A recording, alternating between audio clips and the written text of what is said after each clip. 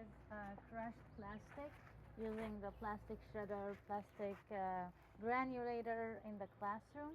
So like all these 7 types of plastic, we just rinse them off from the organic matter in them and wash them, put them to dry, and then collect them, and then we crush them, shred them. And then this is crushed plastic. Glass. Sorry, glass. This is in the. Did you see the? He hasn't seen it yet. Crusher in the garden next Not to the the crusher. greenhouse. Okay, I'll show it to him.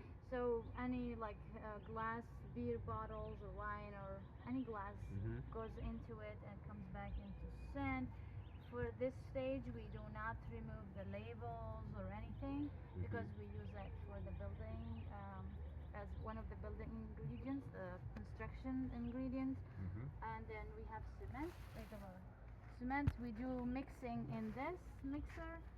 We use 3 containers of shredded plastic and 2 of crushed glass, the sand, and then one cement, and these are the ratio, and 1 to 1.5 water. This is our measuring. It's a gallon. Size, like the size of this is a 1 gallon, but this is our measuring kind of tool. Given the capacity of this little mixer. Yeah. So we mix them all together until the consistency is right for us to sculpt. And then this is my husband, my son now is 4 now, and I start doing the Florida Panther. As you can see, yeah, it's dry now, so we can touch it. But we just start shaping it and making the sculpture coming to more shape. Now we did more in the back. We're trying to do some in the front and some tail. A lot of detail work. So That's the foundation, definitely. Yeah, and it's very rough now because it has the shredded plastic as the major part of it. When we do the finish, as you saw from the bear, we use just glass cullet, fine glass cullet with cement, and we paint it on, and you get a nice smooth surface on it. But you start out rough, and it actually helps each new layer to adhere. We like the roughness until we've sculpted all the form.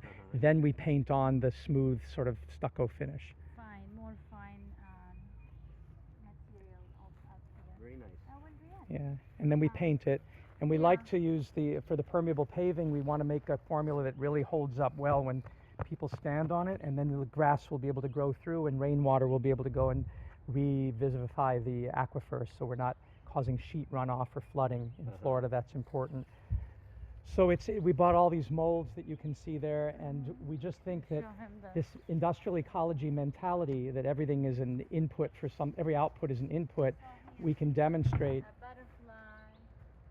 Oh, you have the mold for that already? Yeah, see the paving stones. There's the other, that's that mold there. I see. It's a small butterfly. These are like the sun. We need to clean them and look better. These are just for garden. And this is just plastic? Yeah. They're expensive. They're about $30 a mold. These are like paving stones. shapes, And then there's sort of like natural stones here. So, yeah, they come in all sorts of shapes and sizes. We got the vegetable oil As a release. Like when you make a cake, you just have to put oil in it, and then you put the mix in it, and then wait for it to dry. And we intend to do a bench. We intend to do everything that, if you can imagine, again, putting it in the context of Sopetran, you're way up in the mountains. What do you have? Well, garbage pickup is difficult because of these windy roads, but you're going to have garbage. If you have the investment one time of a glass crusher and a shredder, then you can pulverize all the material. You can get cement up there, but you don't want to be hauling gravel. You don't want to be hauling sand. Definitely.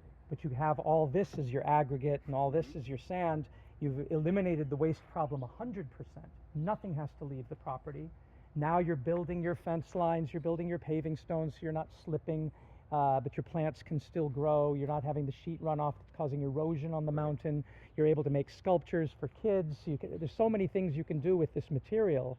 It's not load bearing. You're not going to make you could make walls. You're not going to make the foundation, but you might make the walls out of it. Right. And you can increase the R value. You can see what Nye did. Yeah, I saw he put little things on it. He wants decorated, so he put his Uh-huh. little bottles here. And these are all going to go out on the trails by the lake for kids to discover, find the panther, find the bear. They're on pallets so they can be moved anywhere on the property. Right. And what Marianne would like is for us to have a bobcat. We want to have a manatee. We want to have every wildlife example needs to be Florida sculpted. megafauna. Because we're working with the Florida Wildlife Mega- Corridor, and then hope that schools will fauna. adopt this idea Sure, as well. Yeah. So- Very interesting.